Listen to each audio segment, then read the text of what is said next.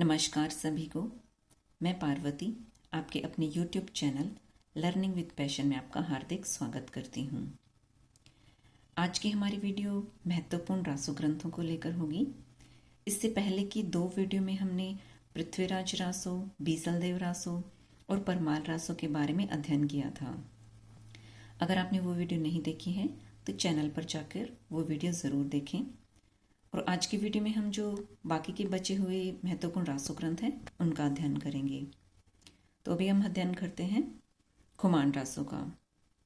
खुमान रासो के रचनाकार अगर पूछ लिया जाए तो दलपति विजय हैं और दलपति विजय का नाम दौलत सिंह है, ये हमें याद रखना है। खुमान रासो का समय अगर पूछा जाए तो हमें याद रखना है 9वीं शताब्दी इसका समय माना जाता है और ये आचार्य रामचंद्र शुक्ल ने माना है। तो खुमान रासो का अगर समय पूछ लिया जाए तो 9वीं शताब्दी, खुमान रासो के रचनाकार पूछ लिया जाए तो दलपति विजय हैं। 9वीं शताब्दी के चित्तौड़ नरेश खुमान द्वितीय के शौर्य का वर्णन किया गया है खुमान रासो ग्रंथ में।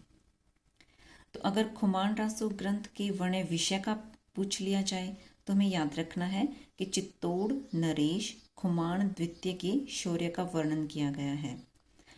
और चित्तौड़ नरेश खुमान द्वितीय का समय अगर पूछ लिया जाए तो हमें ध्यान रखना है 813 ईस्वी इनका समय है। और खुमान रासो ग्रंथ का अगर रचनाकाल पूछा जाए तो हमें याद रखना है 9वीं शताब्दी है। महाराणा प्रताप का इसमें वर्णन किया गया है। खुमान रासो ग्रंथ में किसका वर्णन किया गया है तो हमें याद रखना है महाराणा प्रताप का इसमें वर्णन किया गया है। और चित्तौड़ नरेश खुमान द्वितीय के शौर्य का वर्णन किया गया है। तो अगर ऑप्शन बना के ऐसे प्रश्न पूछ लिया जाए कि खुमान रासो में किसका वर्णन किया गया है, एक ऑप्शन में चित्तौड़ नरेश खुमान द्वितीय दे दिया जाए, एक ऑप्शन में महाराणा प्रताप दे दिया जाए, एक ऑप्शन में चित्तौड़ नरेश खुमान प्रथम दे दिया जाए और चौथे ऑप्शन में कुछ और दे दिया जाए, तो हमें ध्यान रखना है कि खुमान रासो में चित्तौड़ नरेश खुमान द्वितीय और महाराणा प्रताप का वर्णन किया गया है। अब क्योंकि राजा के शौर्य का वर्णन किया गया है तो स्वाभाविक रूप से ही ये वीर रस प्रधान ग्रंथ माना जाएगा। तो इसमें प्रधान रस अगर पूछा जाए तो हमें याद रखना है वीर रस है, जैसा कि सभी रासो ग्रंथ वीर रस प्रधान माने जाते हैं। क्योंकि जो रासो ग्रंथ है ये जो जिन कवियों ने लिखा है उन्होंने राजा की प्रशंसा की है, उनके शौर्य का वर्णन किया है, उनके युद्धों का वर्णन किया है। तो इसीलिए जहाँ पर शौर्य या युद्ध वर्णन आता है वहाँ पर वीर रस की प्रधानता होती है। तो सभी रासो ग्रंथ वीर रस प्रधान लिखे गए हैं। केवल एक बीसलदेव रासो ही ऐसा ग्रंथ है जो श्रृंगार रस प्रधान है, जिसमें राजा और रानी के मिलन, उनके विरह का वर्णन और फिर बाद में फिर से उनके पुनर्मिलन का वर्णन किया गया है।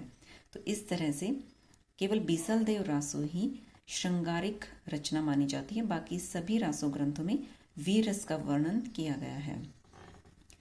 खुमान रासो में वीर के साथ श्रृंगार रस भी इसमें वर्णित हुआ है।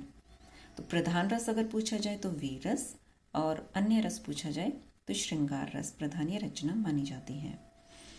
खुमान रासो में छंद अगर पूछे जाएं तो 5000 छंद इसमें वर्णित है और जिनमें महत्वपूर्ण है दोहा, कवित और सवैया। किस ग्रंथ में कौन से महत्वपूर्ण छंद हैं, ये प्रश्न हमें बहुत अच्छी तरह से याद रखने हैं, क्योंकि बहुत बार इससे संबंधित प्रश्न पूछा जाता है कि किस ग्रंथ में किस छंद का वर्णन किया गया है या किस छंद का वर्णन नहीं किया गया है। वहाँ पर 3 ऑप्शन आपको दे दिए जाएंगे और चौथा ऑप्शन कोई और दे दिया जाता है। तो हमें ये बहुत अच्छी तरह से याद करना है कि किस ग्रंथ में किस छंद का वर्णन किया गया है। तो खुमान रासो की अगर बात करें तो इसमें छंद हैं दोहा, कवित और सवैया, और छंदों की संख्या अगर पूछी जाए तो 5000 होंगे।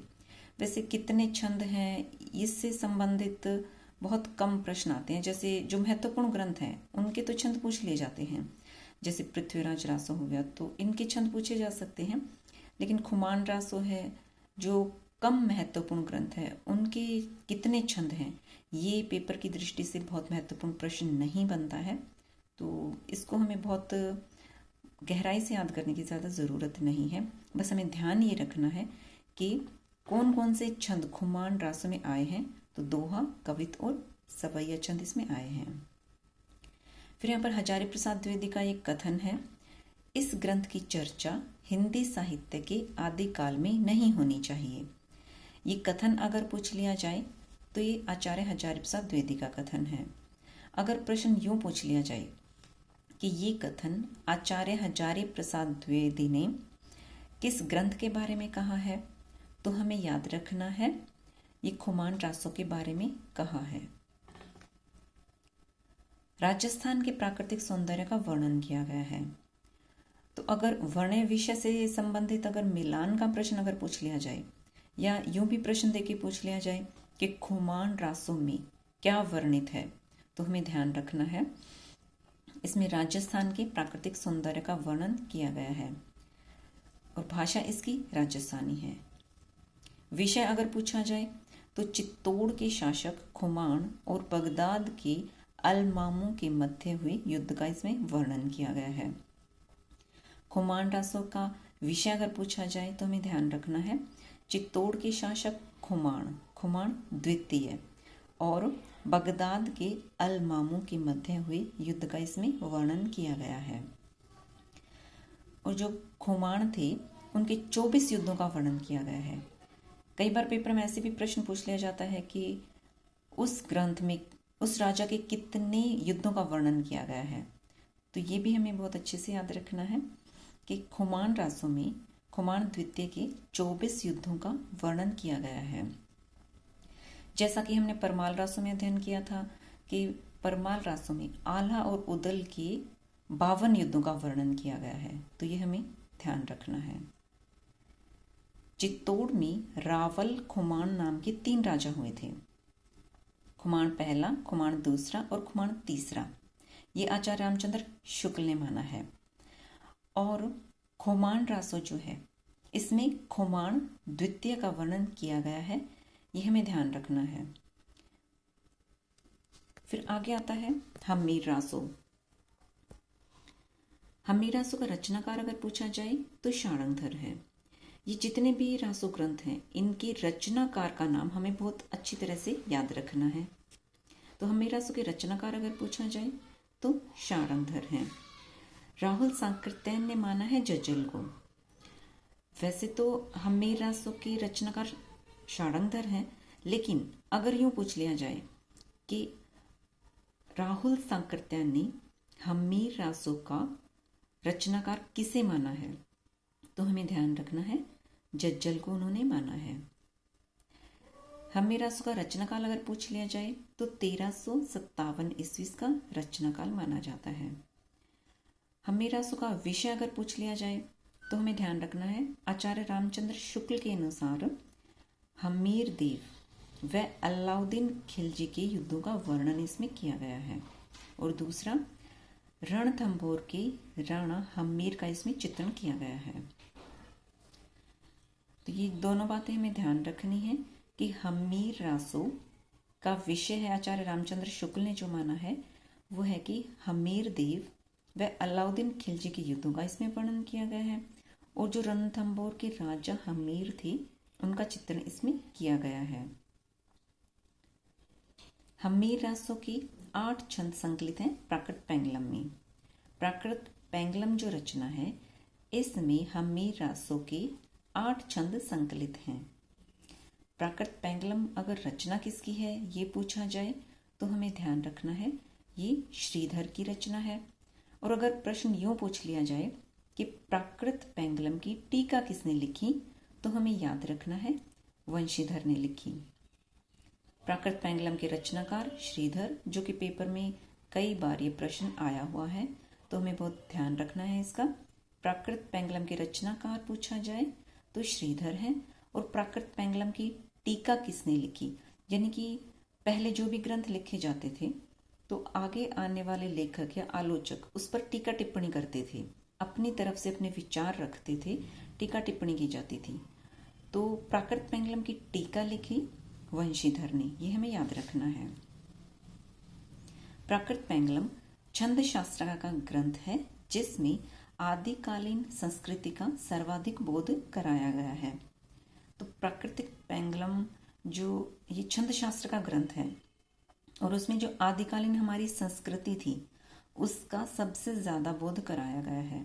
तो आदिकालीन जो हमारी संस्कृति थी उसका सबसे ज्यादा वर्णन हमें मिलता है प्राकृत पेंगलम ग्रंथ में, जिसके रचनाकार है लक्ष्मीधर। संकलन करता है या रचनाकार लक्ष्मीधर है। और रचनाओं का संकलन यानी कि जो प्राकृत पेंगलम ग्रंथ है, छंद शास्त्र का जो ये ग्रंथ है, इसमें किन किन कवियों की रचनाओं का संकलन मिलता है तो हमें ध्यान रखना है।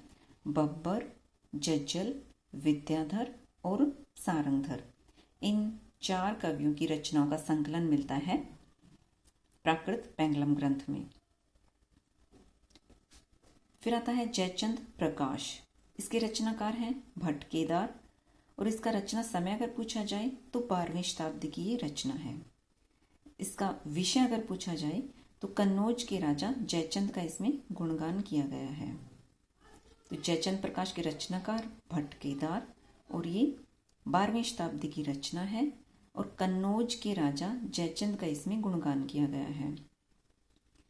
एक ये कोई भी रचना होती है उसका जो भी विषय है या जिस भी नगर का उसमें वर्णन किया गया है वो हमें बहुत अच्छी तरह से याद रखना है।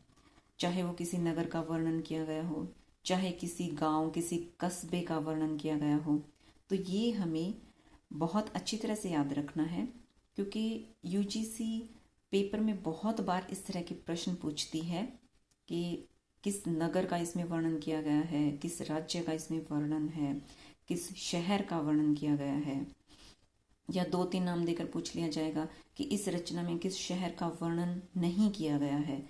तो हमें ये बहुत अच्छी तरह से याद रखना है कि जयचंद प्रकाश जो रचना है इसमें कन्नौज नगर का वर्णन किया गया है और कन्नौज के राजा जयचंद का गुणगान किया गया है, उनके चरित्र का गुणगान किया गया है। फिर आता है विजयपाल रासो, ये अपभ्रंश की रचना है। इसका रचनाकार है नल सिंह और रचना काल अगर पूछा जाए तो 1298 ईस्वी इसका रचना काल है। विजयपाल रासो अपभ्रंश की रचनाकार है इनकी नल सिंह और रचना काल 1298 ईस्वी, या यूं भी पूछा जा सकता है कि ये 13वीं शताब्दी की रचना है, ये भी हमें ध्यान रखना है। फिर आगे आते हैं जयमयंक जस चंद्रिका। जयमयंक जस चंद्रिका के रचनाकार हैं मधुकर कवि और इनका रचना काल है 12वीं शताब्दी। जयचंद प्रकाश व जयमयंक जस चंद्रिका ये ग्रंथ उपलब्ध नहीं है। जयचंद प्रकाश जो भट्ट केदार ने लिखी है और जयमयंक जस चंद्रिका जो मधुकर कवि द्वारा लिखी गई है, ये ग्रंथ उपलब्ध नहीं है। केवल इनका उल्लेख हमें मिलता है, किसी अन्य ग्रंथ में इसका उल्लेख मिलता है और वो ग्रंथ है राठौड़ा रीख्यात जो सिंघायच दयालदास की रचना है। यानी कि जो ये दोनों ग्रंथ हैं जयचंद प्रकाश और जयमयंक जस चंद्रिका, ये ग्रंथ वैसे हमें ग्रंथ के रूप में उपलब्ध नहीं होते हैं, बल्कि इनका केवल हमें वर्णन मिलता है। सिंघायच दयालदास की कृति है राठौड़ा रीख्यात। इस ग्रंथ में हमें जयचंद प्रकाश और जयमयंक जस चंद्रिका का वर्णन मिलता है। रासो काव्य का संबंध अधिकांशतः वीर रस से है, इसलिए मुख्यतः डिंगल भाषा में रचित है। जहां पर श्रृंगार वर्णन आया है वहां पिंगल भाषा है। यानी कि रासो ग्रंथों के बारे में अगर पूछा जाए तो ये मुख्यतः वीरस प्रधान रचनाएं थी। केवल पीसलदेव रासो ही श्रृंगारस प्रधान रचना थी। और जहां वीरस प्रधान रचना होती है वहां पर हमें याद रखना है कि वहां डिंगल भाषा का प्रयोग किया जाता है और डिंगल भाषा बनती है अपभ्रंश और राजस्थानी भाषा के मेल से। और जहां पर रासो ग्रंथ में श्रृंगार का वर्णन किया है, कवियों ने जहां पर रासो ग्रंथ में श्रृंगार का वर्णन किया है वहां पर उन्होंने पिंगल भाषा का प्रयोग किया है। और पिंगल भाषा अपभ्रंश और ब्रज भाषा के मेल से बनती है, तो ये हमें याद रखना है। पेपर में भी बहुत बार ये प्रश्न पूछा जाता है कि डिंगल भाषा किन भाषाओं के योग से बनती है या पिंगल भाषा किन भाषाओं के योग से बनती है। तो ये हमें ध्यान रखना है कि डिंगल भाषा अपभ्रंश और राजस्थानी के योग से बनती है और पिंगल भाषा अपभ्रंश और ब्रज भाषा के योग से बनती है। जहाँ वीरस का वर्णन आएगा वहां पर हमें ध्यान रखना है डिंगल भाषा का प्रयोग इन कवियों ने किया था, और जहां पर श्रृंगार रस का इन कवियों ने वर्णन किया वहां पर इन्होंने पिंगल भाषा का प्रयोग किया था। रासो काव्य का प्रधान रस अगर पूछा जाए तो ये वीरस है, जैसा कि डिंगल भाषा में लिखा गया है, और उप प्रधान रस पूछा जाए तो श्रृंगार रस है, ये पिंगल भाषा में लिखा गया था। अब एक थोड़ी ये महत्वपूर्ण जानकारी ये मैं आपको बता देना चाहूंगी कि विक्रमी संवत है। कई बार ईस्वी सन और विक्रमी संवत में हमें कंफ्यूजन हो जाता है कि कौन सा ईस्वी सन होता है और कौन सा विक्रमी संवत है। तो विक्रमी संवत जो है वो हमारे ईस्वी सन से 57 वर्ष आगे चलता है। अगर आपको कोई सन दे दिया जाए और आपको उसका विक्रमी संवत निकालना हो तो आप उसमें 57 वर्ष को जोड़ देंगी, क्योंकि विक्रमी संवत जो है वो हमारे ईस्वी सन से 57 वर्ष आगे चलता है। एक होता है आनंद संवत। आनंद संवत जो है वो ईस्वी से 90 वर्ष आगे चलता है, इसका हमें ध्यान रखना है। और जो आनंद संवत है इसकी परिकल्पना दी थी मोहनलाल विष्णुलाल पांड्या ने। ये प्रश्न एक बार किसी पेपर में पूछा भी गया था कि आनंद संवत की परिकल्पना किसने दी या आनंद संवत की स्थापना किसने करी, तो मोहनलाल विष्णुलाल पांड्या ने की थी। आनंद संवत का जो विचार है या जो इनकी परिकल्पना है ये मोहनलाल विष्णुलाल पांड्या ने दी थी, जो कि ईस्वी से 90 वर्ष आगे होता है। फिर आगे है, जब हमने पृथ्वीराज रासो ग्रंथ किया था तो उसके कुछ महत्वपूर्ण तथ्य वहां पर छूट गए थे, तो जो कि पेपर की दृष्टि से बहुत ज्यादा महत्वपूर्ण बनते हैं और पेपर में हर बार यहाँ से कोई ना कोई प्रश्न जरूर पूछा जाता है, तो इनका भी हम अध्ययन कर लेते हैं। पेपर में अक्सर प्रश्न पूछा जाता है कि पृथ्वीराज रासो को किन किन लेखकों ने प्रामाणिक माना या अप्रामाणिक माना या अर्ध प्रामाणिक माना, क्योंकि पृथ्वीराज रासो आदिकाल का बहुत बड़ा महत्वपूर्ण ग्रंथ है और इसको विभिन्न विद्वानों ने अपने हिसाब से, किसी ने प्रामाणिक माना, किसी ने अप्रामाणिक, किसी ने अर्ध प्रामाणिक माना। तो यहाँ पर हमें ये ध्यान रखना है कि किस कवि ने, किस लेखक ने उसको उसकी प्रामाणिकता के विषय में क्या कहा है।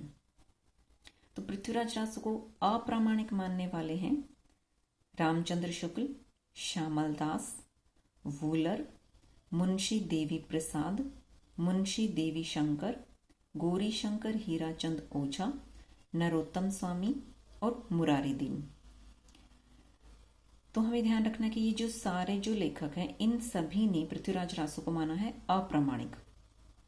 तो इसको हम एक छोटी सी ट्रिक से याद कर सकते हैं, क्योंकि इतने नाम याद रखना हमारे लिए बहुत मुश्किल हो जाता है। तो इसलिए एक छोटी सी ट्रिक है जिसके द्वारा हम इसको आसानी से याद रख सकते हैं। पृथ्वीराज रासो को अप्रामाणिक ग्रंथ मानने वालों में आते हैं राम श्यामल वूलर, मुंशी गौरी। ये नाम आप याद रखें, राम श्यामल वूलर, मुंशी गौरी। और उसके बाद दो नाम आपको और याद रखने पड़ेंगे जो पेपर में आए हुए हैं, नरोत्तम स्वामी और मुरारी दीन। एक बार पेपर में प्रश्न पूछ लिया गया था कि पृथ्वीराज रासो को किसने अप्रामाणिक नहीं माना है, तो हमें ये ध्यान रखना है कि नरोत्तम स्वामी और मुरारी दीन जो है इन्होंने पृथ्वीराज रासो को अप्रामाणिक माना था। तो इस ट्रिक से हम इसको याद कर सकते हैं। फिर आगे आता है कि पृथ्वीराज रासो को प्रामाणिक किस किसने माना। तो इसकी शॉर्ट ट्रिक जो है वो ये है श्याम मोहन मिश्र कर्नल, और आप ऐसे याद रख सकते हैं कि मोती की पौध लगाई मथुरा ने। श्याम मोहन मिश्र कर्नल ऐसे याद रखेंगे और मोती की पौध लगाई मथुरा ने। तो इस तरह से याद करके, इस ट्रिक से हम ये सारे याद रख सकते हैं। श्याम सुंदर दास, श्याम से श्याम सुंदर दास हो जाएगा। मोहन से मोहनलाल विष्णुलाल पांड्या। मिश्र से मिश्र बंधु। कर्नल से कर्नल टॉड। मोती से मोतीलाल मिनारिया। पौध से हरिऔध, हरिऔध जैसे ओध है, ओध का जैसे मिलता जुलता शब्द पौध है, तो पौध से याद रख सकते हैं हम कि हरिऔध हो गया। और मथुरा से मथुरा प्रसाद दीक्षित हो गया। फिर आगे आता है कि पृथ्वीराज रासो को अर्ध प्रामाणिक किस किसने माना। तो उनमें हमारा नाम आता है हजारी, सुनीति मुनि, दशरथ और मोहन, इनका नाम आता है। हजारी, सुनीति मुनि, दशरथ, मोहन ने इसको अर्ध प्रामाणिक माना। हजारी से आ जाएगा हजारी प्रसाद द्विवेदी। सुनीति से सुनीति कुमार चटर्जी। मुनि से मुनिजिन विजय। दशरथ से दशरथ शर्मा। और मोहन से कविराज मोहन सिंह। तो इन सभी लेखकों ने जो पृथ्वीराज रासो ग्रंथ है इसे अर्ध प्रामाणिक माना। तो ये पेपर की दृष्टि से बहुत ज़्यादा महत्वपूर्ण प्रश्न बनता है। यहाँ से हर बार कोई ना कोई प्रश्न जरूर पूछा जाता है, तो हमें बहुत अच्छी तरह से इन तीनों तथ्यों को याद रखना है। फिर आगे आता है कुछ महत्वपूर्ण कथन हैं जो पेपर की दृष्टि से बहुत ज़्यादा इम्पोर्टेंट बनते हैं और हमें इनको बहुत अच्छे से याद रखना है। और ये पेपर में बार बार रिपीट होने वाले प्रश्न हैं, तो हमें इनको बहुत अच्छी तरह से याद रखना है। हिंदी का वास्तविक प्रथम महाकवि चंद बरदाई को ही कहा जाता है। ये कथन अगर पूछा जाए तो ये मिश्र बंधुओं का कथन है। चंद बरदाई हिंदी के प्रथम महाकवि माने जाते हैं और इनका पृथ्वीराज रासो हिंदी का प्रथम महाकाव्य है। ये कथन अगर पूछ लिया जाए तो आचार्य रामचंद्र शुक्ल का कथन है। पृथ्वीराज रासो एक राजनीतिक महाकाव्य है। दूसरे शब्दों में राजनीति की महाकाव्यात्मक त्रासदी है। ये कथन अगर पूछा जाए तो हमें याद रखना है ये बच्चन सिंह ने कहा था। तो आज की हमारी वीडियो में बस इतना ही है। तो रासो जो ग्रंथ हैं इनका हमारा ये पूरा चैप्टर संपूर्ण हो गया है। तो मुझे पूरी उम्मीद है कि आपको ये वीडियो बहुत समझ में आई होगी और पेपर की दृष्टि से बहुत ज़्यादा महत्वपूर्ण होने वाली है। सभी तथ्यों को बहुत अच्छी तरह से याद करते हुए आप अपनी तैयारी को बेहद अच्छा बना सकते हैं। तो आज की वीडियो में इतना ही। अगली वीडियो में हम आगे कुछ और अध्ययन करेंगे हिंदी साहित्य को लेकर। तो तब तक के लिए आप सभी का बहुत बहुत धन्यवाद और मिलते हैं अगली वीडियो में। धन्यवाद।